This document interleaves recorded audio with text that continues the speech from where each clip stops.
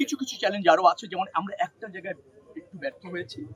আমাদের কথা ছিল ঈদের আগে 3 দিন, পরে 3 দিন ট্রাক, লরি, কাভার ভ্যান চলবে না।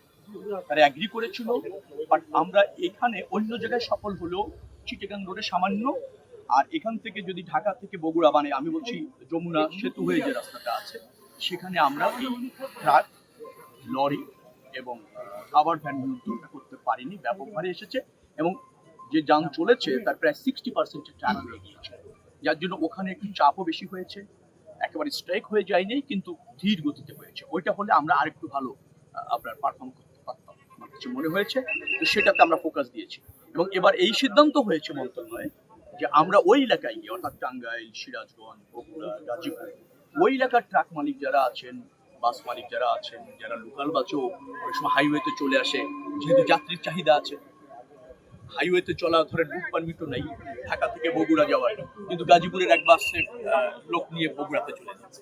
আরেকটা চ্যালেঞ্জ হয়েছে সবচেয়ে বড়, যে যমুনা সেতুর উপর আমাদের ৭৯টি গাড়ি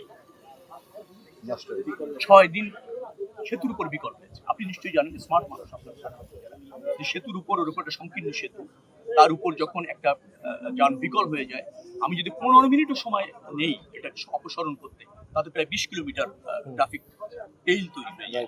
তো ওই জায়গায় আমাদের কিছু চ্যালেঞ্জ হয়েছে। আবার এই যে লাখ লাখ যানবাহন চলবে, সেখানে 2-4টা বিকল এরকম হয় না, আপনি এটাও আশা করতে পারেন।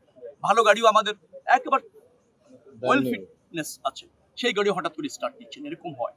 ওইটা আমাদের সেতুর সংকীর্ণতার কারণে মাত্র আমাদের ওই চ্যালেঞ্জটা হয়েছে। সেতুটা আরেকটা করার প্রয়োজনও দেখা দিয়েছে, অথবা এই সেতুটি পদ্মা সেতুর মতো যদি ওয়াইড হতো, তাহলে মনে হয় যে ওই জায়গাটা আমরা চাপটাকে আরো ভালো ম্যানেজ করতে পারতাম।